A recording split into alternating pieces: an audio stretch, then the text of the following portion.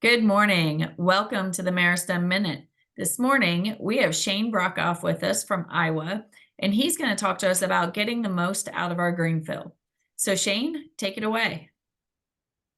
Well, thanks, Melanie. No, I appreciate the opportunity. Grain fill for me, whether you're talking about corn, soybeans, wheat, it's really all about keeping the solar panels on and healthy to maximize that grain filling capacity, whatever crop you're working with. And when you think about, what we've done to this point for the crop, it's been all about feeding that crop, making the nutrients as efficient as possible, really setting it up for grain fill in this reproductive phase. So, priming the soil is extremely important with your excavator, hopper throttle, upshift C, and the ether concepts. And then we focus on micronutrients early in that post herbicide pass. But when you get to grain fill, I like to stack a couple things together. Number one, focus on macronutrients, which is our NKB-S foliar nutrition.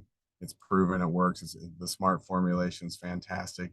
And then I pair it with this three-way PGR we call REVLINE late season, which is extremely important, to keeping that plant alive and efficient and healthy.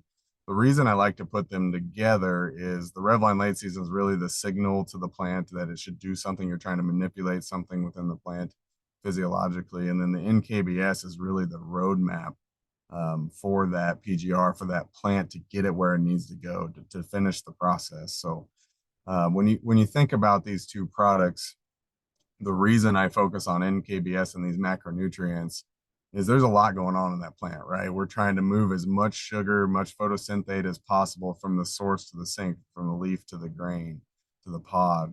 And potassium is extremely important for that. So it's a high load potassium product. That's really the elevator nutrient within a plant. So it helps move all that grain throughout the plant and push it into the pods of the kernels and maximize that. And the other thing I say is boron in every pass. 90% of the boron in your plants is found in the cell walls through grain fill. Through grain fill, you absolutely need it there because it makes the cell wall stronger.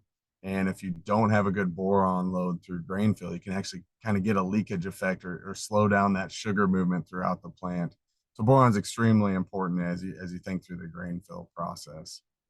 So that macronutrient load, along with boron, a little molybdenum, sulfur, just makes that plant efficient in moving photosynthate products throughout the plant, sugars. REVLINE late season, it does several things. Again, it's all about sugar movement. That's what the cytokinin in there does, plant health and efficiency. But a really big component of what REVLINE late season will do in conjunction with your fungicide you're putting in with this pass is it will suppress ethylene in the plant. Ethylene is that plant growth hormone that builds up over time. And when it reaches a certain tipping point, it actually causes your plants to senesce or die off, reach maturity, essentially. So if you can extend that out and suppress ethylene, you can actually extend your pod fill or your grain fill and keep those plants alive longer. Corn, for example, like the picture on the screen here is the high yield protocol for corn.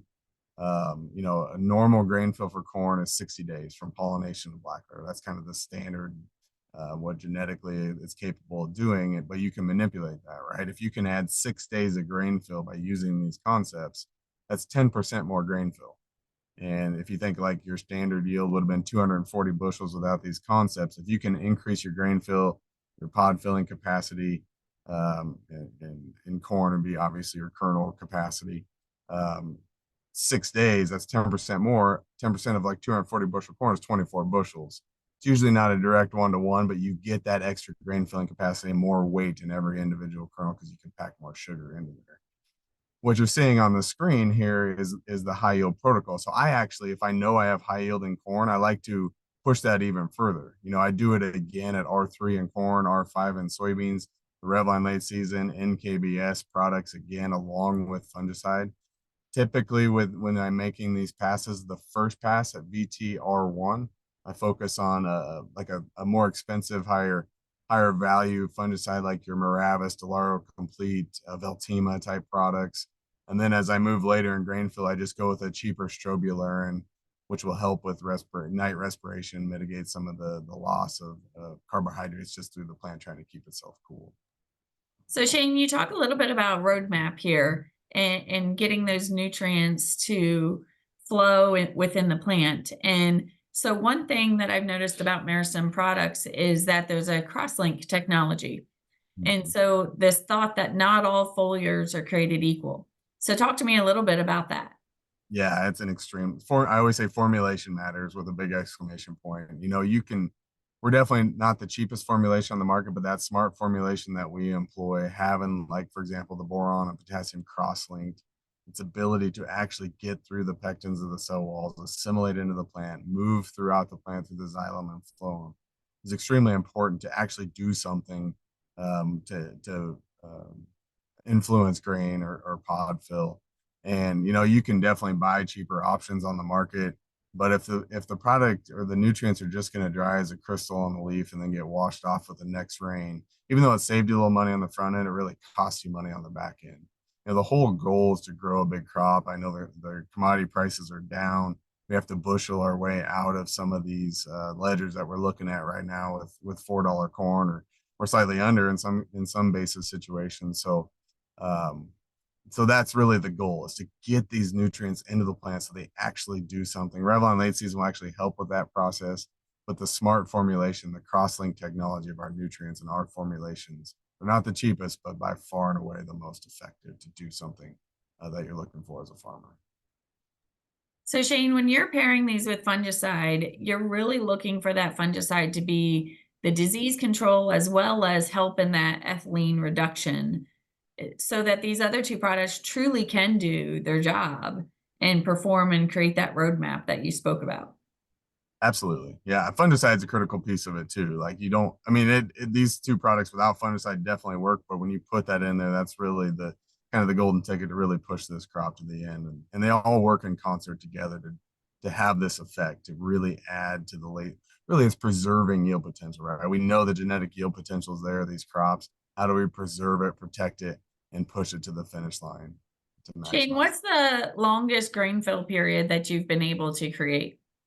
On corn, the furthest I've ever been able to push it is 75 days, and that was a 3 pass. So fungicide pass at VT and R3, and then again at R5, and it was by far and away the highest yielding corn I'd ever seen. We were seeing over 400 bushels per acre in Iowa going across the field. But this specific slide you're looking at, this was about 70, 71 days before it shut off and blacklead the ethylene hit the point where it matured. And it was still really good. I mean, 360 to 390 was very common going throughout the field. So we know this process works. It's repeatable. It's just executing on that. And I always tell farmers, don't give up. Right? It's easy to kind of give up on the crop. Crop prices are looking down, but the more you can push it and feed it and influence, you don't want to go crazy. Like if a hailstorm or a windstorm or something has destroyed your yield potential, you have to be smart with that as well. But if you know you have a good crop out there, how do you push it to the end and finish as strong as you possibly can? So your traditional farmer will do one pass of Revline late season, NKB-S, and fungicide, and really do it at that BT timing. But when you're really trying to push and gain, those really high yield numbers, that's when you're introducing multiple passes of this high yield program. Yep, That's and for everybody's kind of level or wherever they think is like an elite yield for their general area. Yes, that's exactly what I do and I always say you have to finish. Like that's the key, and this is how you do it, right? And this is what the pros are doing as well. They're using these technologies to finish their crops and maximize every single kernel and the weight of every individual kernel. well, excellent. With that, thank you, Shane. That is your Meristem Minute.